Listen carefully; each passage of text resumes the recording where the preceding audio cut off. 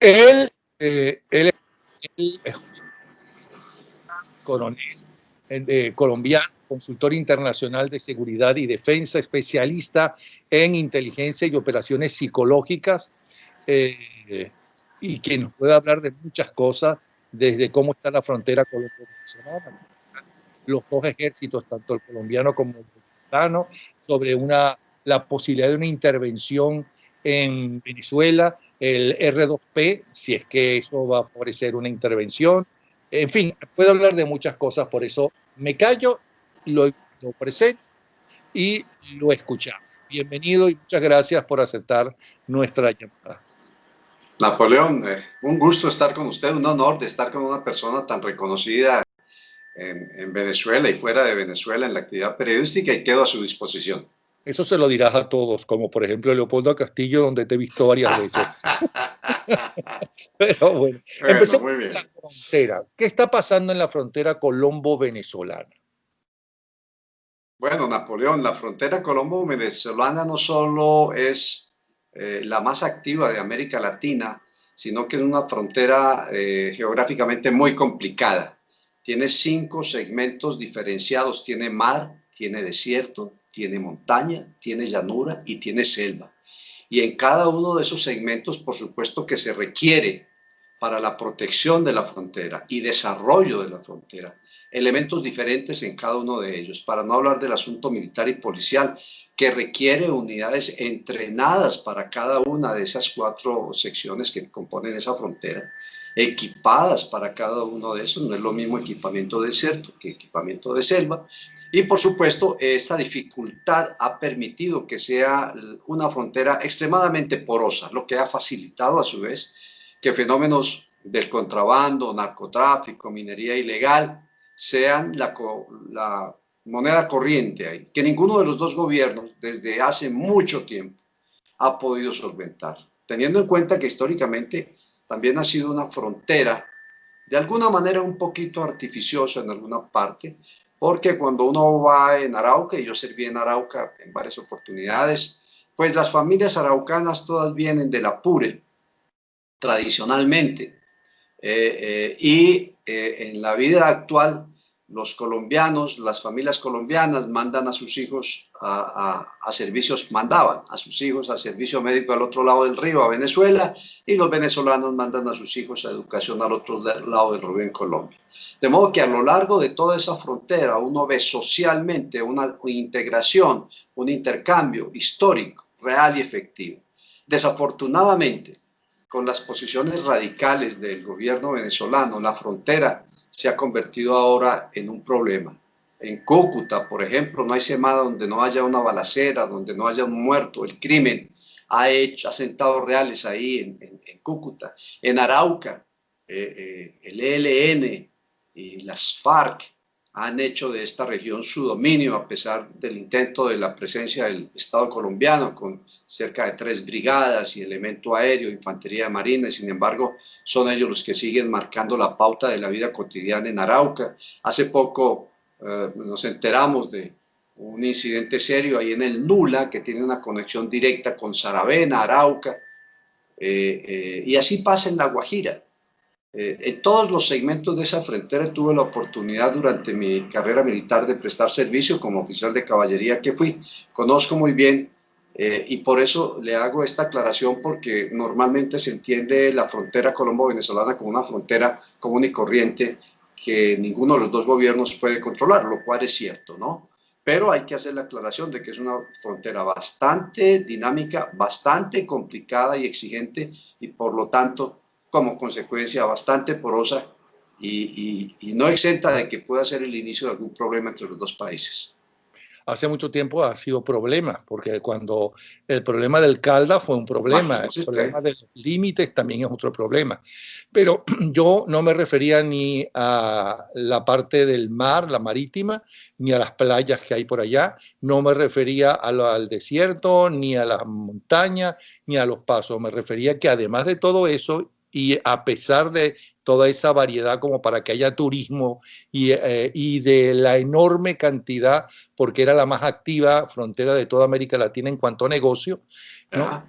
es que tienes la FARC, tienes el FN, tienes los paramilitares, tienes el narcotráfico, ¿no? Hay de todo, eso es un desastre. Entonces, antes de hablar de esa frontera, veamos qué pasa del otro lado de nuestra frontera venezolana, en Colombia. Colombia está viviendo una situación bien difícil también, ¿no? Se salvaron de que, supongo yo, Santos no ha podido lograr todo lo que quería, pero ahí está la FARC, un grupo como policía bueno y un grupo como policía malo, pero siguen siendo la FARC, ¿no? Lograron sin votación alguna llegar al Congreso colombiano, tienen el problema de la justicia en Colombia. ¿Qué está pasando en Colombia? ¿Está realmente, como se dice, en peligro de caer en manos de la extrema izquierda? En Napoleón, sí. Se corre el riesgo real de que la extrema izquierda, encabezada por el señor Petro, exterrorista del M-19, cuya campaña en la oportunidad anterior fue financiada en parte con dineros procedentes de Venezuela a través del señor Alex Saab, como lo atestiguan diferentes testimonios y documentos, pueda llegar. Y si no él, porque está en realidad muy desprestigiado por sus actitudes que son francamente incendiarias, por sus comportamientos que son francamente delincuenciales, como estar recibiendo discretamente una bolsa llena de dinero por debajo de la mesa, documento, video que fue expuesto a la opinión pública. Sino él, gente de la extrema izquierda que está iniciando ya campaña para la carrera presidencial. Pero no solamente son personas que representan este pensamiento de extrema izquierda, que se identifican con el chavismo, con el socialismo del siglo XXI, con el castrochavismo, sino que son personas que cuentan con una simpatía especialmente entre jóvenes que han perdido el norte histórico de Colombia y lo que la extrema izquierda ha significado para este país. Jóvenes a quienes desde hace muchos años no se les enseña historia patria y en vez de darles herramientas críticos para el análisis de la situación, se les ha venido dando una fuerte ideologización por cuenta de la Federación Comunista de Educadores, que no ha podido sacar la educación colombiana de pobres niveles y estándares internacionales, como se registra año tras año, y que ellos mismos no han podido pasar los mínimos estándares de calidad que ha establecido este gobierno. Es más, se han negado a aceptar esa clasificación del gobierno. ¿Qué está pasando entonces en la sociedad colombiana y qué está pasando con la dirigencia colombiana y los gobiernos colombianos? Que los jóvenes no se identifican con las leyes, con el centro, ¿no? Ni siquiera el centro derecha, ni siquiera la derecha, con el centro, que algo debe estar fallando. Napoleón, usted sabe que en todos estos fenómenos políticos siempre hay unos que sí, otros que no, pero la gran mayoría están a la expectativa. Hay una especie de anomia social que lleva a que el común de la gente esté pendiente de qué rumbo está tomando la situación, porque usted sabe que la victoria es un tren cargado de gente, el fracaso es un solo vagón que no tiene papá. Y es normal, eso no solo es aquí. Fíjese usted, el debate ayer de los Estados Unidos entre los dos, de Trump y el otro, leía yo las encuestas esta mañana y la mayoría de la gente no fue ni por Trump ni por Biden. La mayoría de la gente dijo, ¿aquí qué? Y hubo una especie de empate, haciendo cuenta de los periódicos que están a favor de uno y otro. En Colombia se ha venido dando eso mucho, pero también le aclaro lo siguiente. A raíz de los últimos disturbios que hubo en Bogotá, muy serios, hace ya 15 días, que terminaron con 61 puestos de policía vandalizados, quemados, con 13 muertos, cerca de 200 heridos, en un desastre completo, que se originaron con una chispa que fue la muerte de un ciudadano por un mal procedimiento policial.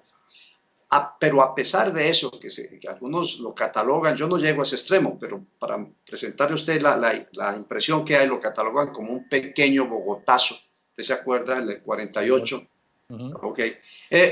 Sin embargo, fíjese usted que al otro día, las comunidades de los barrios de manera espontánea, sin ninguna motivación, sino su propio interés comunitario, salieron a reparar sus CAI, que así se llaman esas instalaciones, Centro de Atención Inmediata, a reparar, a resanar, a pintar su CAI, y salieron a formar unos cordones para proteger a sus policías. Déjeme decirle que también tuvimos un incidente muy serio hace menos de 8 días cuando un soldado en un retén en el Cauca, ante un carro que se devolvió frente a un retén militar y que no hizo el alto oportuno al grupo de bloque que está escondido, un soldado le disparó a las llantas, todo lo que se dice es que la bala del fusil rebotó en el piso y mató a la señora que iba de copiloto. Fíjese que íbamos a temer otro rebote social, especialmente en el Cauca, en donde las comunidades indígenas han sacado a la tropa y a la policía, las han sacado en vilo de allá, porque han ido a erradicar. Y fíjese usted que no. La familia del soldado se reunió con la familia de la muerta, se dieron un abrazo, dijeron, mire, esto es grave, perdimos a nuestra hija, a nuestra hermana, pero no queremos que esto sea un problema de disturbio. Aquí, si hay un culpable, puede haber sido el soldado que accidentalmente, no fue un asesinato, como dijo la prensa. Entonces, Perdone que me interrumpa. Entiendo sí. todos esos casos pequeños en número, ¿no? Pero Uribe está preso en su casa y Santos tiene el Premio Nobel de la Paz. ¿Y qué me quiere decir usted con eso, Napoleón? ¿No? ¿Cómo interpreta usted eso? Pues mire, usted me está llevando de un lado a otro. En ese aspecto, le quiero decir, los acuerdos de la paz de La Habana, a 4 años de firmados, con participación de santeros cubanos y demás, no ha dado los resultados que se prometieron. Esos son unos acuerdos que están mostrando sus hilachas. Son unos acuerdos que desde el principio no han tenido fuerza moral en la comunidad y eso ayuda a esa especie de atonitez que estamos viendo en la comunidad. Porque la mayoría de los colombianos le dijeron no a esos acuerdos. En una exposición espontánea, libre, se expusieron y la gente le dijo mayoritariamente no aprobamos eso. Y sin embargo se aprobó. Y usted entenderá que la fuerza moral que le da la base democrática a un acuerdo de estos es fundamental para que ese acuerdo sea acogido por la mayoría de la ciudadanía y se pueda echar a rodar. Pero resulta que no.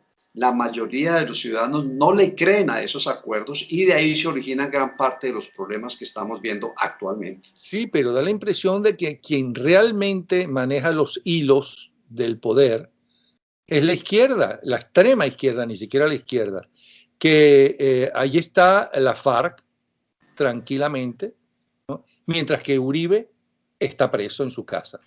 Ahí está Santos, ¿no? Hablando libremente, nadie lo acusa absolutamente de nada, legalmente quiero decir. Por eso le pregunto, ¿qué está pasando en Colombia? A pesar de que Santos se comprobó que recibió dinero ilícito para su reelección procedente de Odebrecht y nadie hace nada.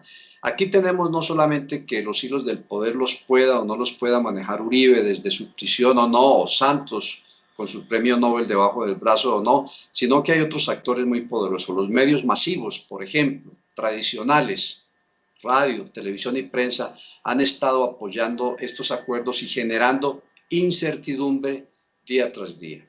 Esos mismos medios colombianos que tenían fama de ser de los mejores de América Latina y ser los liberales, abiertos, pero no comunistas, y más bien de centro derecha. Así es, sí señor. Se ve con excepciones, ¿no? Con excepciones, pero se ve fenómenos como que una importante cadena radial le abra micrófono a un terrorista del ELN que confiesa haber participado, él y su gente, en esos disturbios de Bogotá con células terroristas. Confiesa que sí, nosotros estamos participando ahí y le dan micrófono durante 30 minutos para que eche su perorata estilo 1960 y los pobres y los oligarcas y el imperialismo y la explotación y todo lo demás. Un periódico, un canal de radio tan serio como eso. Canales de televisión que han logrado, junto con una revista muy conocida aquí, que la institución militar, óigame esto, Napoleón, en los últimos 20 años, la institución de mayor confianza en Colombia, de acuerdo a Gallup International, de acuerdo a sus encuestas, ha sido el Ejército Nacional, llegando a tener un 90%. Hace 6 meses tenía el 85%. Hubo un terrible incidente donde 4 soldados abusaron sexualmente, no violaron, abusaron sexualmente de una menor indígena. ¿Me ha de creer usted que esta revista, junto con otros medios, se ha dedicado a machacar una y otra vez durante casi un mes en los noticieros, pasando 1000 veces el mismo comentario, gente acusando al ejército de izquierda, gente señalando a los senadores de las FARC, señalando al ejército, acusándolo? ¿Y qué pasó? Que en la última encuesta el ejército se bajó el 50% de su... Pero el ejército llevó a juicio a... Claro, están detenidos, no solamente a ellos, a los comandantes de ellos, que son los directos responsables de cuidar el comportamiento de sus hombres, de los hombres puestos bajo su mando. Están en la cárcel y están siendo juzgados, pero por supuesto, ¿no?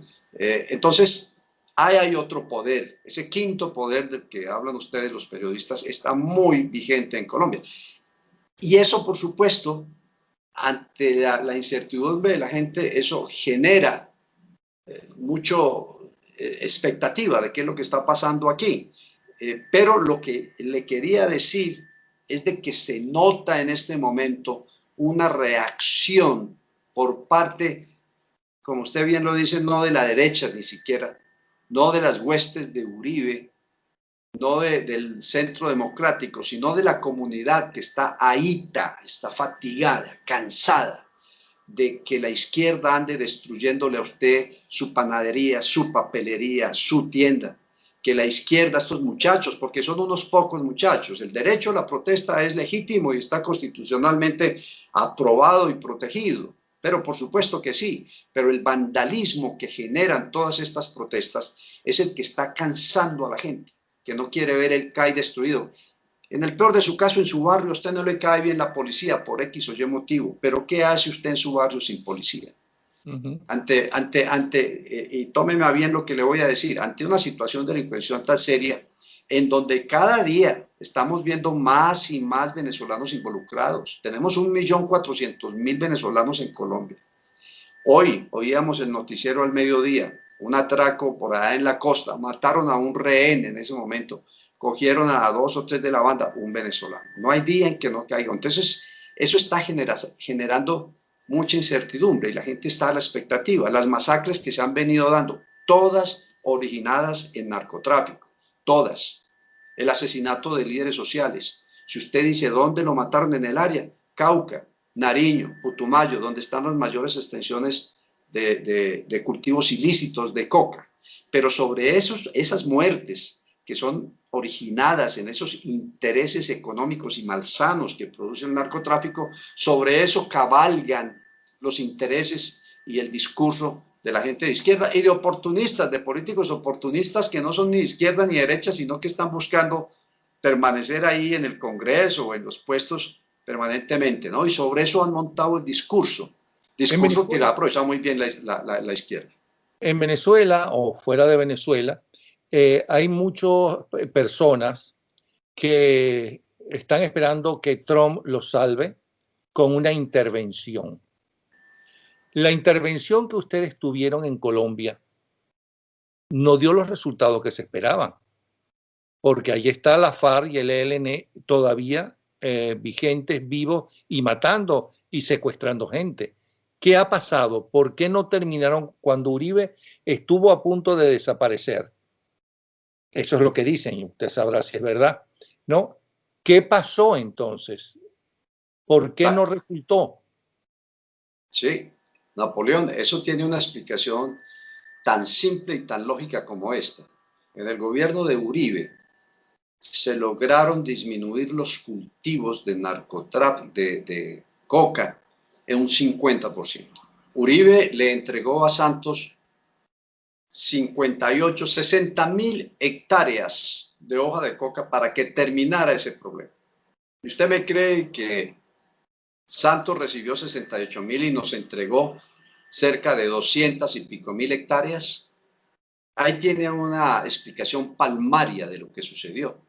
Volvimos a ser, volvimos a ser el primer productor mundial de cocaína. Y eso tiene unas implicaciones muy serias. El narcotráfico tiene dos consecuencias inmediatas para los países. La primera, corrupción, que deslegitima al Estado. Y la segunda, violencia, que destruye el tejido social. Y eso es lo que estamos viendo en Colombia, ni más ni menos. Santos, porque Santos era el ministro de la Defensa de Uribe y logró realmente, junto con el ejército, evidentemente, o dirigiendo el ejército como sea en Colombia, dirigió golpes realmente bien fuertes y que se conocieron y aplaudieron en el mundo entero. Pero después entonces pasa a ser el presidente de Colombia y es acusado de entregarse justamente a los que él antes perseguía o mandaba perseguir.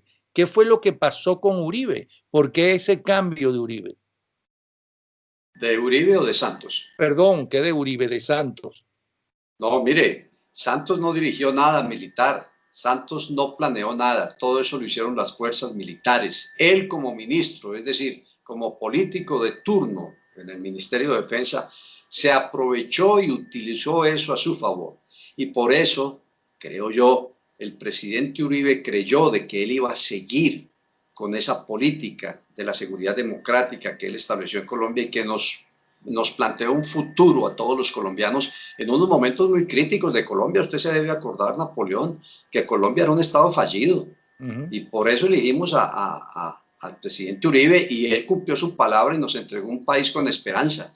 Y creímos que este señor, como usted muy bien lo dice, que era ministro de Defensa y que aparecía en la foto con los soldados que fueron los que hicieron todas esas operaciones, aparecían las fotos, creímos este es el hombre para continuar, pero resulta que llegó allá y la gran decepción fue que no siguió. Y ahora tenemos, como usted lo percibe también muy bien, a unas FARC que no han renunciado a su ADN político marxista-leninista de combinación de todas las formas de lucha. Ingenuos aquellos que crean que los parlamentarios de las FARC nombrados a dedo están desligados de los terroristas con, entre otras cosas, fusiles nuevos que les vimos en estos días que están en Venezuela trasegando la frontera junto con el ELN. Están en su plan, están combinando las formas de lucha y quieren llegar al poder y cómo lo van a lograr. Bueno, usted es especialista en inteligencia y en operaciones psicológicas. Me gustaría que hablara un poco de eso y que antes me hablara un poco de la posibilidad, ahora a raíz del R2P que está pidiendo el presidente Guaidó, de que con grupos colombianos, militares o no sé, colombianos, brasileños, venezolanos, que defiendan la democracia y la constitución, y norteamericanos puedan acabar con el narcogobierno que tenemos. Porque ya vemos que no se ha podido acabar y ni se va a poder acabar con ningún gobierno de extrema izquierda, y menos si utiliza la extrema izquierda para asaltar el poder y ser una banda ellos de narcotraficantes. No lo pueden hacer a través de un diálogo porque no hay nada que ofrecerles, porque van a ser perseguidos internacionalmente por violador de los derechos humanos. Entonces, si no es menos a través de las elecciones, como en un artículo que leí de usted, un gobierno de extrema izquierda no se entrega así por elecciones. Además lo dijo Chávez Frías a su compadre Urdaneta antes de que Urdaneta le diera la espalda, porque se dio cuenta que ese elemento que fue su amigo durante décadas enteras estuvo engañándolo en cuanto a su ideología. ¿Usted cree que esa intervención se dé? ¿O los problemas que tiene por un lado Bolsonaro y por otro lado ustedes en Colombia no les permitirán participar en eso? Napoleón, esa es una pregunta larga y compleja de contestar. Yo la dividiría en estos aspectos principales. Primero, Venezuela per se es un país de valor geoestratégico. Y cuando digo geoestratégico es de nivel mundial. Usted sabe las reservas de petróleo que tiene. Usted sabe el pie militar que tiene Rusia ahí. Usted sabe el pie económico que tiene China ahí, los dos principales rivales de los Estados Unidos. Usted sabe la presencia que tiene Irán en Venezuela. Y cuando hablamos de Irán hablamos de Hezbollah. Usted sabe lo que está haciendo Turquía y por supuesto la presencia de Cuba. Entonces, ¿qué tenemos en Venezuela? Además de un gobierno de izquierda, un gobierno tiránico, un gobierno que ha puesto el país más rico de la región, lo ha convertido en un muladar, en una miseria. Además de eso, tenemos unos intereses extracontinentales que son un problema para Venezuela y para Colombia inmediatamente y una amenaza para los Estados Unidos. Dicho esto, que hay que analizarlo más, qué es lo que hace cada una de estas potencias metidas en Venezuela, qué posibilidades tienen, qué dinámica proyectan y demás, pasemos al segundo aspecto que es el gobierno, el otro pedazo de esto que es el gobierno de Venezuela. Estoy de acuerdo con usted. El gobierno de Venezuela no va a entregar el poder a menos que se avenga a una negociación que le garantice un mínimo, primero, de supervivencia y segundo, de impunidad, cosa que la comunidad internacional, algunos lo pueden aceptar, especialmente algunos países de Europa, pero que con el último informe de las Naciones Unidas sobre la violación de los derechos humanos, sobre crímenes de lesa humanidad, queda muy difícil y las Naciones Unidas no pueden quedar como rey de burlas que ya suficientes problemas tienen en su credibilidad con este caso de Venezuela.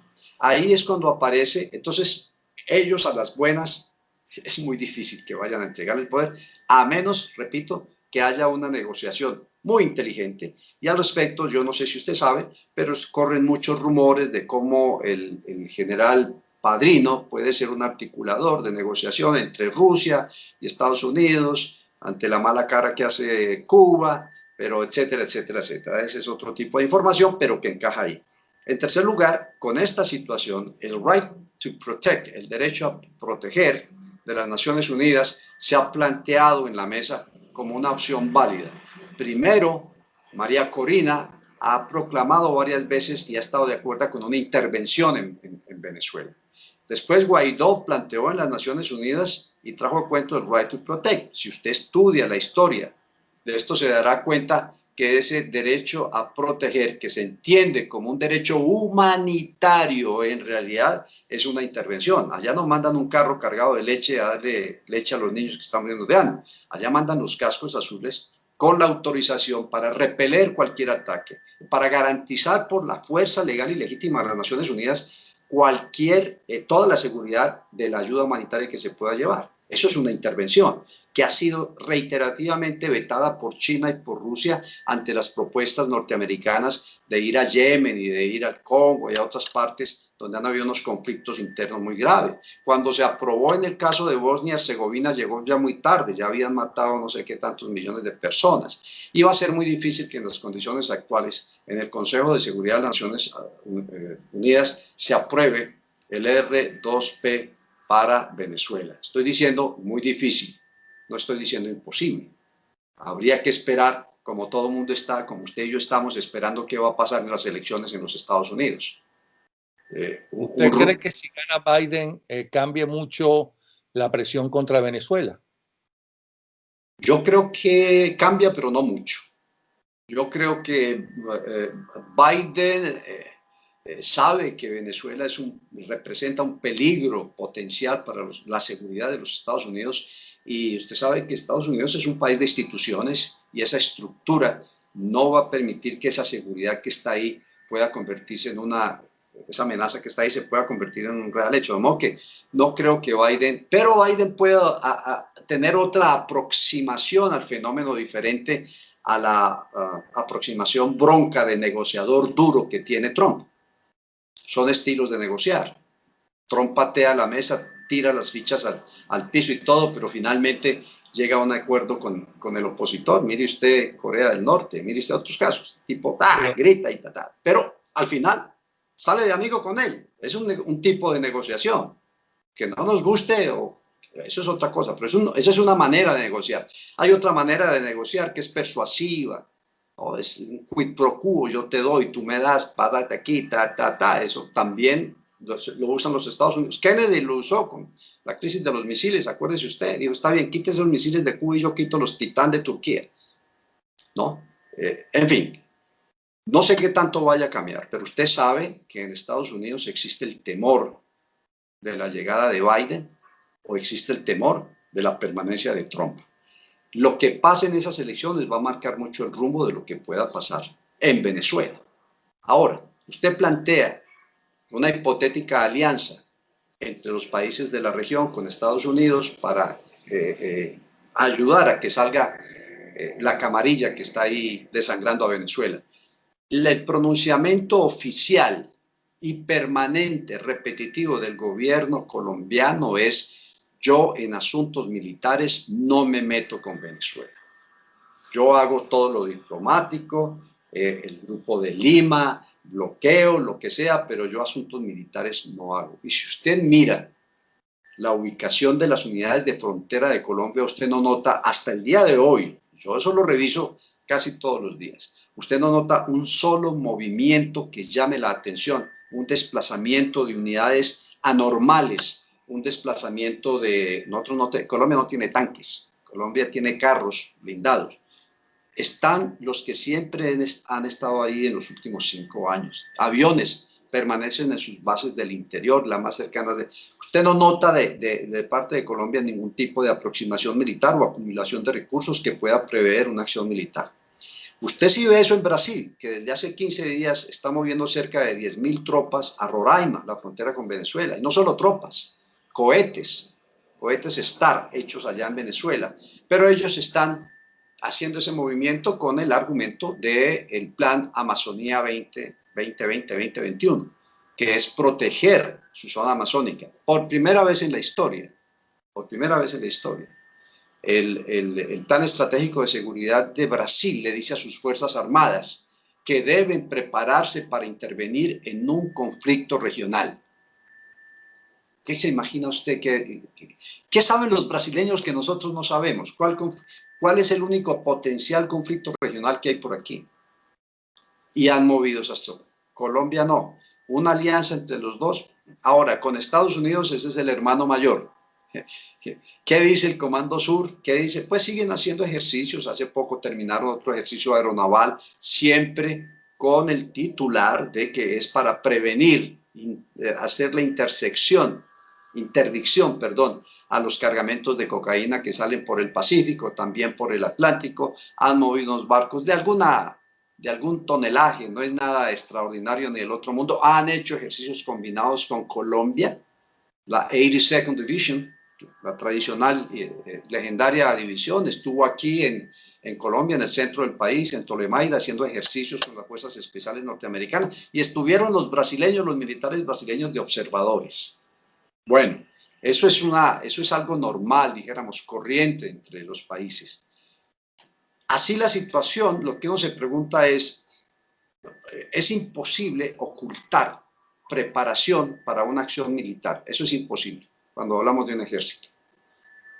¿Existirían otras preparaciones como la de esa ridícula invasión de la operación esta que los cogieron a todos allá en Macuto, que los cogieron? En Macuto, eso es perfectamente ridículo, pues. Lo que dice el tipo de que iba a ir a Caracas a capturar a Maduro, eso lo saca totalmente fuera de órbita, dice, este está jugando. Y quienes lo contrataron, creo que se arrepintieron a tiempo, porque el tipo, yo creo que escasamente sabía dónde quedaba Venezuela. Hay otras actividades que se deben desarrollar antes de pensar en una acción militar como de la que estamos hablando, de la que estamos imaginando. La acción de medios, hablar con la gente. Usted sabe que en las últimas semanas han habido una cantidad de protestas sociales en Venezuela, en Yaracuy, en Guárico, en Bolívar, en el Táchira. En la mismísima isla de Margarita. En Margarita, fíjese usted, donde quería Chávez instalar los misiles Saab iraníes. La gente se queja, no tengo comida, no tengo electricidad, no tengo luz. Yo salgo en el artículo que probablemente sale mañana en el Nacional, yo cito textualmente eso que lo obtuve de un informe del Observatorio de Violencia Venezolano, donde hicieron esa entrevista y le preguntaban, bueno, ¿y usted por qué protesta? Más de 4.000 protestas en estos meses en Venezuela. Y no es protesta por cambio de régimen, es protesta porque no hay comida, porque no hay agua, porque no hay luz. Es protesta básica por eso. Yo creo que una campaña que se inicie a través de medios alternativos, porque yo le hablé aquí de algunos medios tradicionales colombianos que han venido habilitando el terreno para la izquierda, pero no le hablé de los medios no tradicionales, esto, que es lo que hoy en día está guiando a la juventud. Bueno, una campaña a través de esos medios, pero a través de los medios tradicionales que usted y yo conocemos, prensa, radio, comunicación interpersonal, puede fácilmente ayudar a la implosión de Venezuela. Esto lo maneja el narcorrégimen. Bueno, hay una censura y hay un direccionamiento de los medios que usted lo conoce mejor que yo. Allá viven los medios en una fantasía y en el paraíso del socialismo del siglo XXI. Pero si no es a través de una intervención que no tiene por qué ser un grupo, una fuerza armada de varios países, puede ser como aquella película Misión Imposible. ¿Se acuerda de Misión Imposible? Que era un comando y demás. ¿Cómo va a caer un grupo que no son políticos? Y yo me atrevería a decir que ni siquiera les importa un comino a la izquierda. Inclusive acaba de protestar el Partido Comunista, que hasta hace poco los apoyó, que acaba de quejarse y protestar, sino son delincuentes. Son unos delincuentes, no son políticos, ni siquiera son dictadores normales y corrientes, porque los dictadores que hemos tenido nosotros, por ejemplo, Marcos Pérez Jiménez o Gómez, ellos amaban al país. Uno podía estar en contra de una dictadura y de su dictadura, pero querían trascender. Uno puede estar a favor o en contra de Pinochet o de Francisco Franco en España, pero ellos querían a su país, aunque para uno una dictadura es el fracaso de una sociedad. A veces es necesaria, porque y un militar en el poder a veces es necesario, como De Gaulle o como Eisenhower, pero sigue siendo un fracaso de la sociedad. Entonces, si no es a través de como quiera llamarlo, un comando, y luego entran entonces los ejércitos que quieran ayudar, a través de las Naciones Unidas no va a ser, porque China y Rusia lo van a impedir. Esos cascos azules no creo que China y Rusia dejen que entren en Venezuela. ¿Cuál es la salida? Entonces no hay salida para Venezuela. Hombre, Napoleón, yo creo que mi primera opción es por una implosión a cargo de los militares venezolanos. Yo sé que usted me va a argumentar que los militares están vendidos al régimen y tal, pero yo sé que usted sabe también que quienes están vendidos a esa camarilla son generales y algunos coroneles, el alto mando. Usted y yo sabemos que de coronel para abajo la situación es muy crítica en las Fuerzas Armadas. Fíjese usted esto, oyendo detalladamente la entrevista de estos muchachos de Gedeón, que por qué lo iban a hacer, y oyendo después las declaraciones del uno y del otro, que si se reunieron, toda esa cuestión, sale a flote algo de lo cual yo estoy convencido. Y ellos decían, no, es que nosotros esperábamos llegar y encender la mecha de una insurrección. Yo tengo muchos amigos en Venezuela, trabajé 18 años en su país, en el sector petrolero, en los asuntos de seguridad, y tengo muchos amigos. Y ellos me confirman eso, me dicen, mire, aquí hay una cantidad de militares que están esperando que esto arranque en serio para meterse, para unirse, pero no vemos la mecha. Y acuérdese usted que los dos que se han revelado han sido de grado capitán, el del helicóptero el inspector, el otro que asesinaron. Esos grados, mayor, capitán, grados subalternos que llamamos, y la tropa, realmente están sufriendo lo mismo que está sufriendo el pueblo venezolano. Ahora, de los generales, ahí yo le doy un papel protagónico al señor Vladimir Padrín.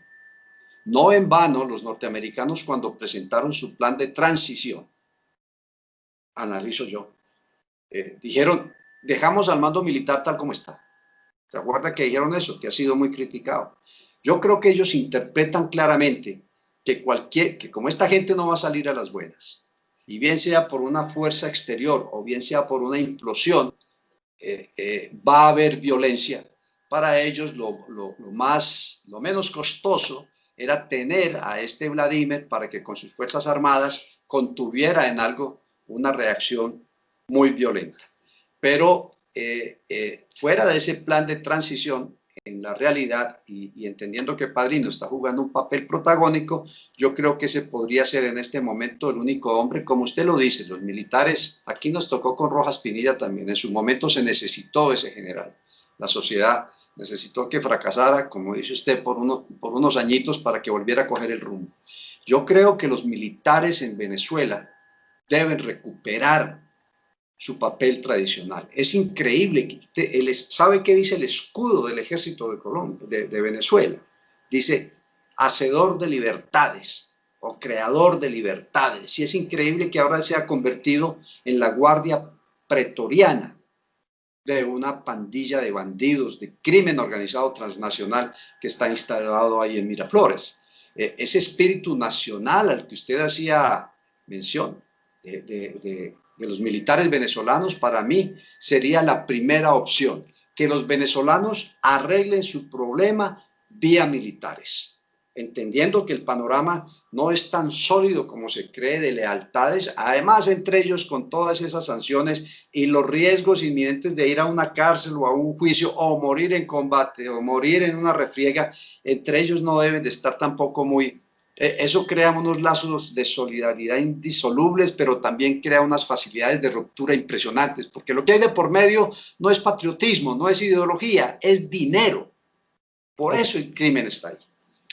Antes de hablar de cómo se le lava el cerebro a la gente, cómo han hecho exactamente, cómo hace el narcorrégimen con la ayuda de los cubanos que a su vez lo aprendieron de la Unión Soviética y de las dictaduras de los rusos que siempre han vivido en dictadura, solamente unos añitos, ¿no? Con Gorbachev, pero los zares no fueron mejores que los marxistas, etc.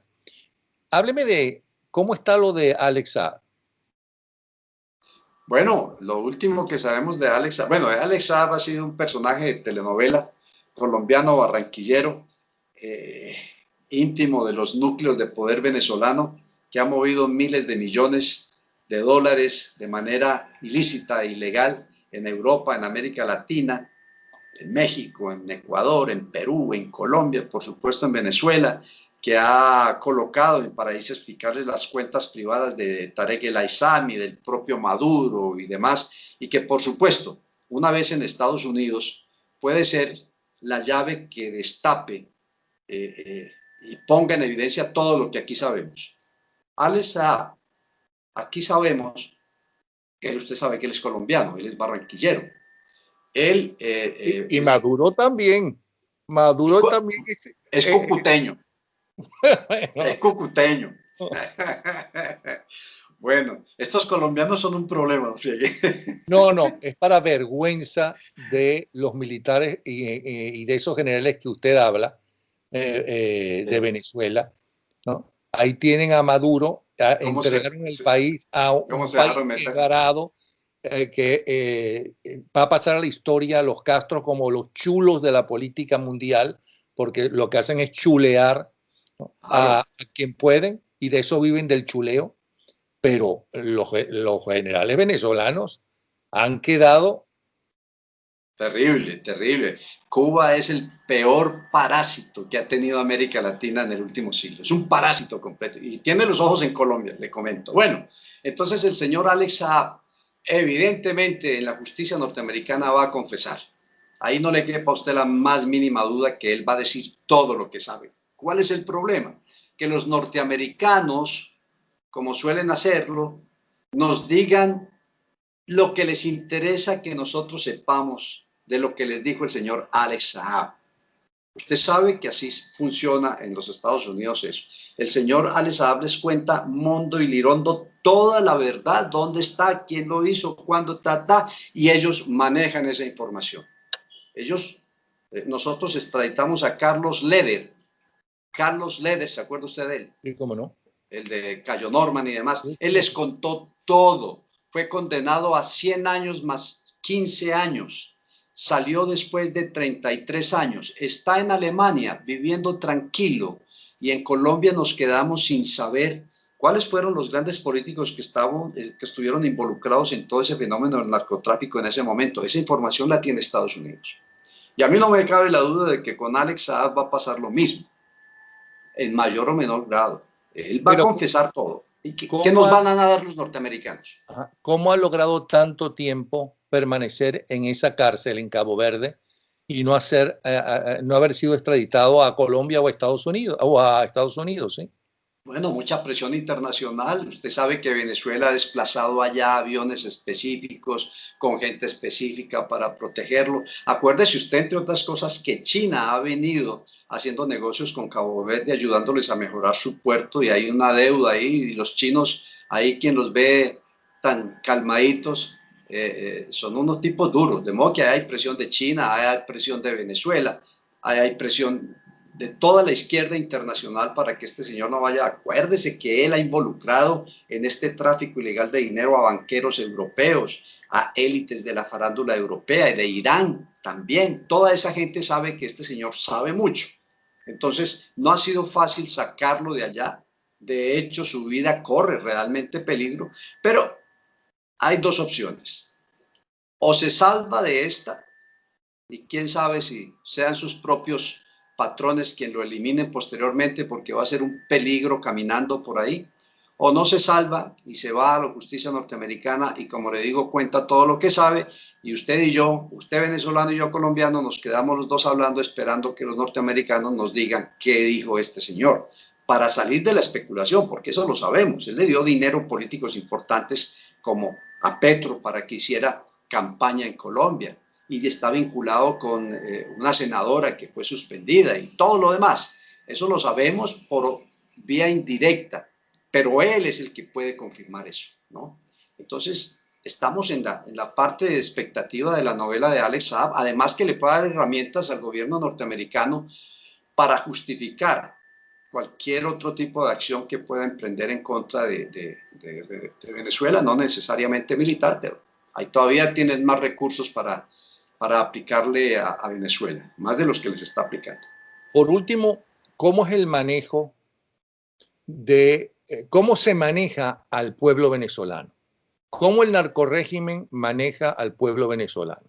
¿Y qué debería hacer, si no lo está haciendo ya, según su punto de vista, el gobierno interino para contrarrestar eso o para hacerle lo mismo a los generales venezolanos? No, es un manejo de masas mediático, es clásico, eso no tiene ninguna novedad. Lo único realmente nuevo es el ensamble de varios batallones de troles siguiendo el modelo ruso implementado por Cuba, un modelo en el cual ellos contratan una serie de personas que aquí le dicen bodegas, le dicen troll, que se dedican, divididos cada uno específicamente en determinadas funciones, bajo la dirección de varias personas, un creativo, un jefe de redes, un publicista, varios periodistas. Montan páginas que mueven por todas las redes. Cada hombre de cada escuadra tiene la obligación de producir tantos tweets al día. Hay una escuadra dedicada a alabar al gobierno, hay otra escuadra dedicada a atacar al gobierno, pero no muy fuerte. Hay otra escuadra a producir noticias con base en lo anterior, pero neutras, deportes, sexo, farándula. Hay otra escuadra dedicada a producir fake news.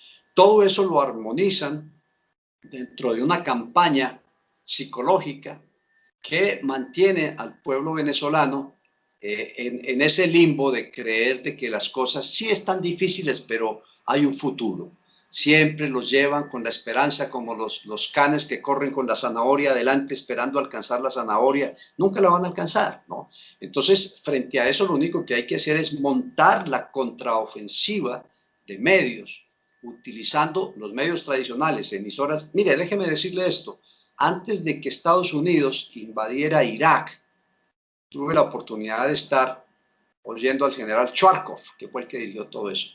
Y él decía, antes de iniciar esto, las acciones de información son críticas.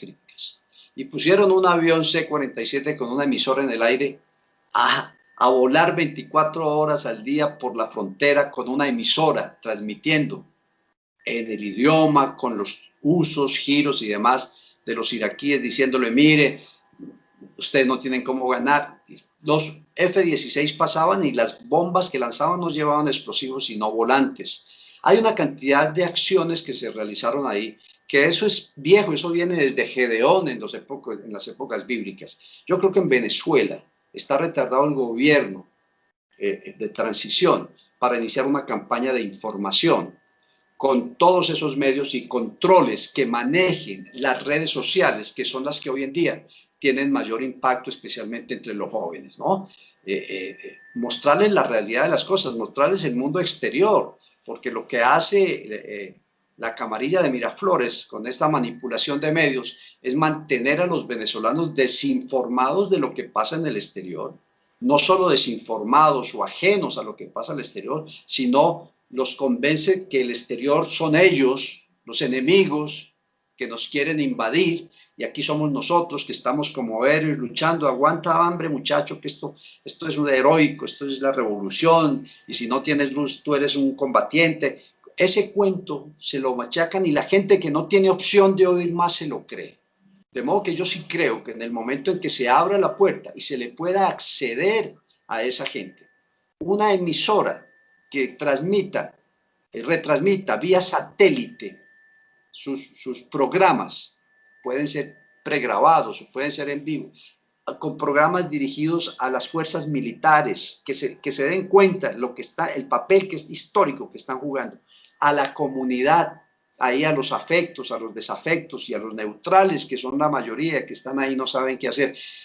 Eso se llama operaciones psicológicas PSYOP, y existe y se emplea, y esa es la guerra mediática que existe en el mundo completo, en todo el mundo a través de los medios. Yo se lo mencioné al principio de esta charla, cuando le decía que aquí en Colombia hay una guerra mediática de los grandes impresos y radio y televisión para bajar de ese pedestal en que estaban las fuerzas militares como la institución de mayor confiabilidad, y lo lograron, generaron incertidumbre, bajaron la imagen ante la opinión pública y generaron incertidumbre al interior de la institución. Pero ¿qué ganan los medios con hacer eso si es exactamente, si es así, le están dando el poder a sus enemigos y le están dando el poder a unos elementos que si se apoderan del gobierno van a hacer desaparecer a los dueños de los medios? Usted está hablando de Colombia, ¿verdad? De Colombia, sí. Que fue lo que pasó en Venezuela. Esos son capitalistas, son de derecha por definición, pero son unos núcleos del poder. En el caso de la emisora, imagínese usted que el principal accionista, esta cadena radial, el principal accionista es español. Y allá creo que deben marchar al ritmo de la izquierda también. No veo mucho a Vox en eso. Bueno, entonces ahí tiene usted un factor. En el caso de la revista es amarillismo. ¿Y cuál es la idea? No les gusta la idea de que los militares sean la institución más querida. Bajémosle un poquito el tono a los militares. Ellos no son mejor que los demás. Ellos también cometen pecados. Hágale remachaque eso una y otra vez. Y preciso, la gente cree en esos medios y le baja. Y en el caso de la policía, ya están llamando, primero, a raíz de los incidentes, están llamando al ministro. Y no es raro que lo tumben. Ya le tumbaron un ministro de defensa. La izquierda se lo tumbó al presidente Duque. Y a este ministro le van a hacer otro debate, y no sería nada raro que lo tumben. ¿Por qué? Porque la barrera más grande, estoy hablando de Colombia, la barrera más grande y real que la izquierda extrema ha tenido en Colombia para llegar al poder se llama fuerzas militares. En 60 años de guerra irregular no pudieron llegar al poder. Se lo impidió el Ejército Nacional. Tienen que debilitar el ejército y la policía, no acabarlos. Ellos lo debilitan para empezar a manejarlos. Ya lanzaron 2 proyectos de ley. Típica actitud, lo hicieron en Bolivia, lo hicieron en Venezuela, intentaron hacerlo en Ecuador. Primero, manejar el ascenso de los mandos militares. Ya está el proyecto de ley presentado por el senador comunista Cepeda. Entonces, ya los políticos dicen, no, Usted no asciende a general, ni se nombra en este cargo por meritocracia, por capacitación, por los requisitos que hay actualmente, sino por simpatía conmigo, porque yo soy el que mando. Si estás con mi causa, asciendes, y si no estás, pues no asciendes. Después viene la persecución que se ha montado aquí para asustarlos y amilanarlos. Eso lo están haciendo.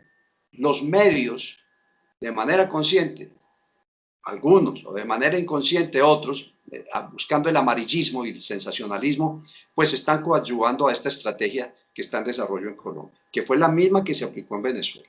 Por eso la información es tan importante. Un medio sacó: el ejército asesina a señora en un retén. Otro medio le corrigió: soldado accidentalmente da muerta a una pasajera. Eso es otra cosa. Pero cuando usted dice el ejército asesina a una pasajera, y eso se propala y eso se difunde a través de miles de twitteres que retuitean y que mandan eso a través de los medios, los muchachos especialmente, ya los de edad como yo, ya busquemos, confirmemos, busquemos, los muchachos leen el titular y se quedan con eso. Y esa es la guerra que estamos viendo ahora, una guerra cibernética, mediática, que está llevando nuestra juventud, que no tiene formación como quisiéramos, que no conoce la historia, porque eso fue lo primero que hicieron, borrarle la historia. Desde hace ya varias décadas no se dicta historia, ni instrucción cívica, ni formación religiosa, ni el modelo gramsciano de penetración cultural y transversión de valores. Eso es lo que están haciendo. Y llegó la tecnología en este momento que facilita mucho esa campaña. Luego hay que atacarlos con la misma estrategia, ¿no? Claro. Por cierto, yo supongo que usted vio una película polaca excelente sobre cómo estas compañías que viven exactamente de lavarle el cerebro a la gente, de humillar a las personas, de insultarla y demás, que se llama El Odiador. Una No, película la voy a en anotar, Netflix, la voy a anotar, en inglés. El Odiador es una película polaca que se consigue en Netflix. Pero mire usted, Napoleón, en Netflix hay no es una serie, es un documental que se llama Redes Sociales. Ah, No sé si lo ha claro. visto. También los hemos recomendado. Hombre, excelente. Esa es una revelación para que la gente entienda en qué estamos metidos. Creo que es El dilema de las redes sociales. El dilema de las redes sociales, algo Y así. esa está en español su título. Sí, Bueno, señor. El Odiador está en inglés, en polaco y en español también. Voy a buscarla, me interesa. Sí. Muy Y, buena. Y el protagonista, que es un antihéroe, ¿no? Lo hace muy bien. Escribe muy bien. Lo hace tan bien como el famoso The Joker de personaje de Batman. de Batman, el Joker. Oscar y todo. Bueno, es que recuerda mucho el mismo tipo de psicótico, de enfermo, de odiador. Fíjese usted, Napoleón, que los marxistas-leninistas están aplicando esta técnica para acceder al poder desde hace 100 años, que me recuerda básicamente a Pavlov. Es el condicionamiento de los reflejos humanos. Eso es totalmente pavloviano. Frente a eso se opone toda la doctrina skinneriana de Skinner, el profesor de Skinner, psicólogo norteamericano, que dijo: pará, mirá. Sí, está bien lo de Pavlov, somos humanos, somos animales, reaccionamos así, pero hay que entender esto, y empezó a dividir todo lo del ser humano en valores, actitudes, comportamientos, el fenómeno de la repetición, todo lo demás, y sobre eso se montó la Escuela de Operaciones Psicológicas de Occidente prácticamente, y por eso le digo que esa sería la mejor técnica para enfrentar lo que estamos viendo en Venezuela, que es proverbial. Eso no se lo inventaron los venezolanos, eso viene de hace 100 años, pues fue inventado por los rusos y sigue funcionando. Eso funciona. No se crea que lo están experimentando, eso funciona. ¿Qué es lo nuevo? Las redes sociales. Eso sí es lo nuevo. Por último, en cuanto a las redes sociales, en principio se acogieron las redes sociales porque ahora todo el mundo podía estar informado, como ahora todo el mundo a través de Wikipedia, aunque en muchos aspectos no es exacta, no es la enciclopedia británica, que se consigue también a través de las redes sociales, por cierto. Uno creyó estar realmente por primera vez no solamente uno informado, sino que todo el mundo pueda estar informado. ¿Ve? Y cómo se ha pasado, y en relativamente corto tiempo, desde aquellos curas, que no tienen, no es el nombre exacto, cura, que estaban en un convento copiando, monjes. ¿no? A los diferentes grandes pensadores de su tiempo para trascender, pero solamente ellos y la iglesia conocía de esos libros que estaban transcribiendo.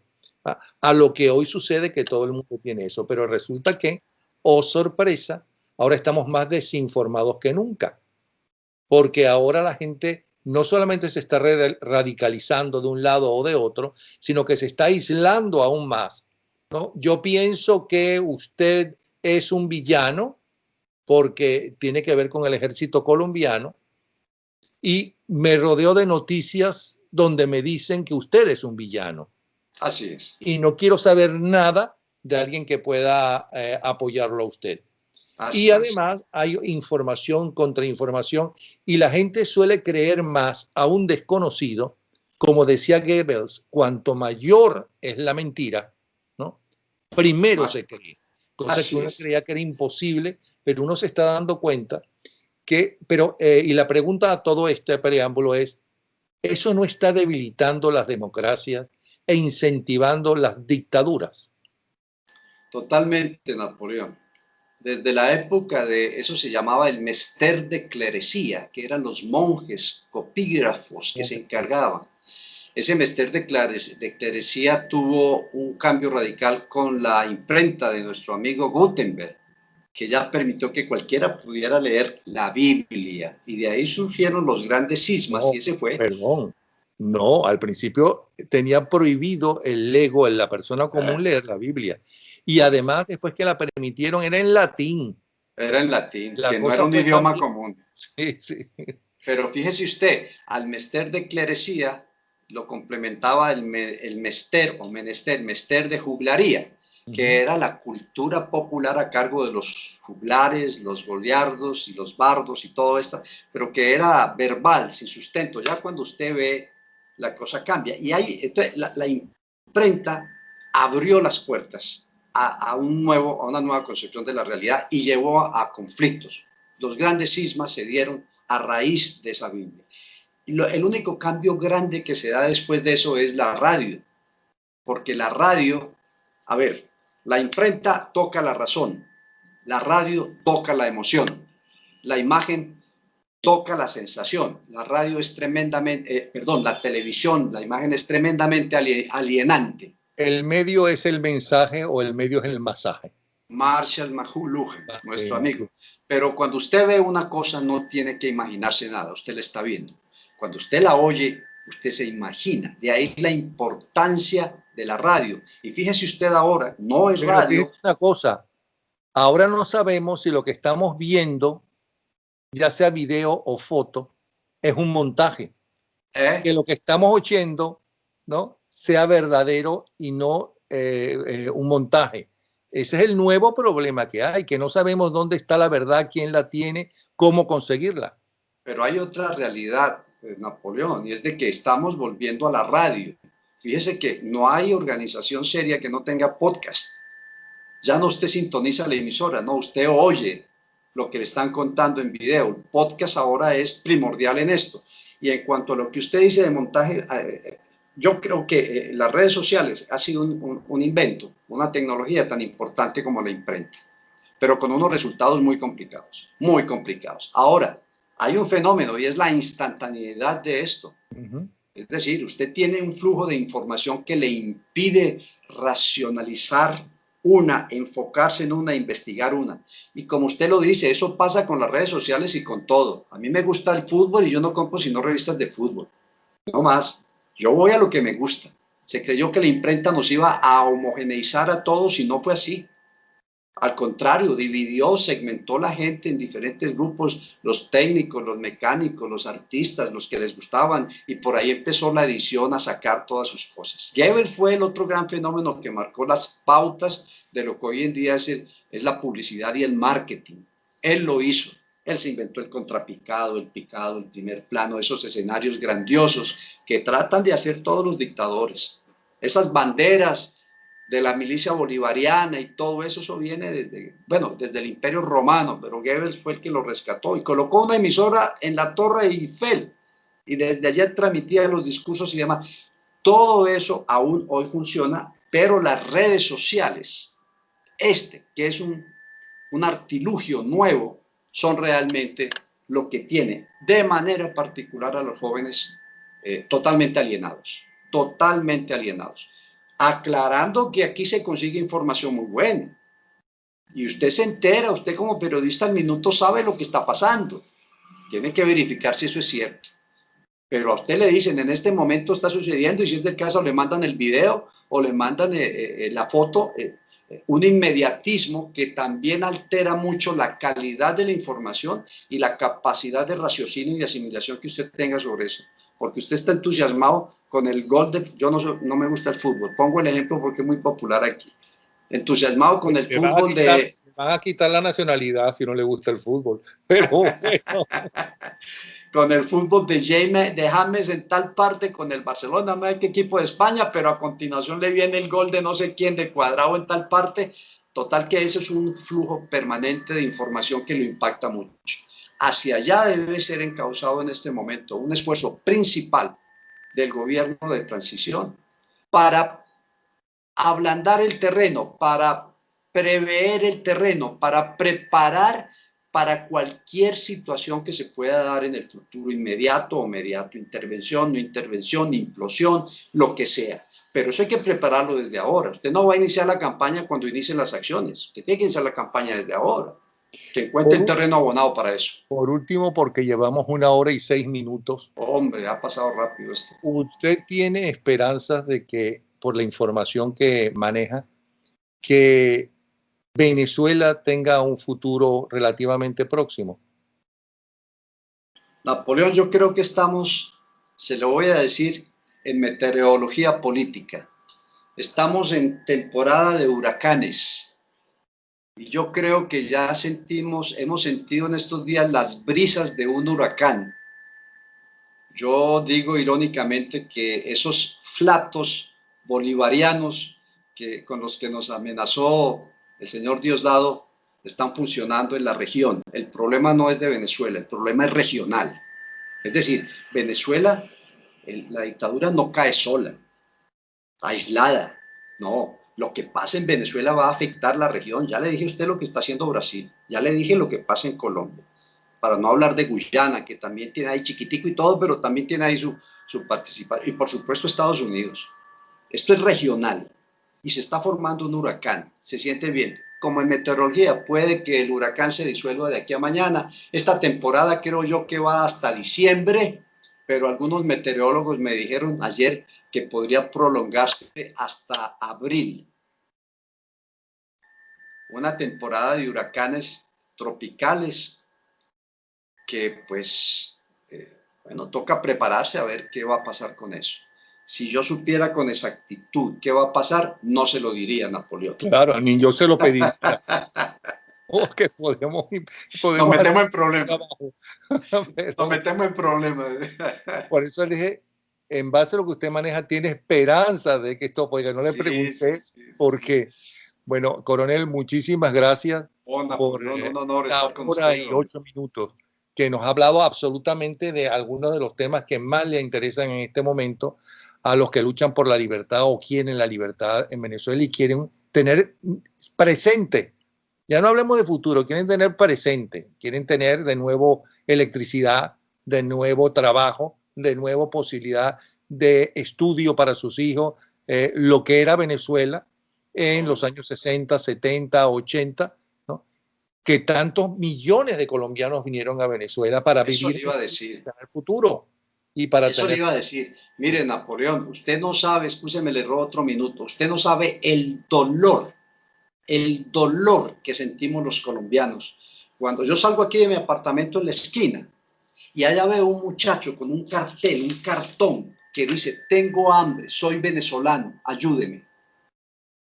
Y a mí se me sale la expresión maracucha típica, escúcheme que se la diga, digo, verga, ¿qué es esta vaina? Si éramos nosotros los que íbamos a Venezuela a buscar un futuro en Colombia, y mire a los venezolanos con una señora, con unos niños, eso es terrible, terrible en el corazón de los colombianos y es terrible para la imagen de la actual camarilla que gobierna en Miraflores. Y eso es un factor que se debe mostrar. Aquí la gente colombiana lo ve. Tenemos 1.400.000 emigrantes venezolanos caminando por calles, carreteras, caminos, buscando empleo, buscando ayuda, buscando comida, con familias, con los corotos al aire. Entonces solo me queda decirle, Napoleón, que le agradezco mucho este espacio. Ha sido muy agradable charlar con ustedes, es un honor. Y solo le pido a la Virgen de Coromoto que ayude a que los venezolanos pasen por este trance rápidamente y puedan reconstruir ese maravilloso país que era. Ya que usted le pide a la Virgen de Coromoto, yo le voy a pedir a la Virgen de Chiquinquirá. Bueno, Que también. sí, esa es nuestra patrona, ¿cómo no? ¿Cómo no? Pero usted sabe que hasta Brigitte Bardot era admiradora. Brigitte Bardot, sí, Brigitte Bardot. Sí, Es sí, el símbolo sí. erótico de la Chiquinquirá. Hay una canción, yo la tengo, que ella cantó en De un Chiquinquirá, yo vengo de pagar una promesa. Sí, cómo no, cómo no. Vea usted. Bueno, coronel José John Marulanda, consultor internacional en seguridad y defensa. Muchísimas gracias. ¿Sí? Muchas gracias. A usted, Napoleón, un honor. Muchas gracias.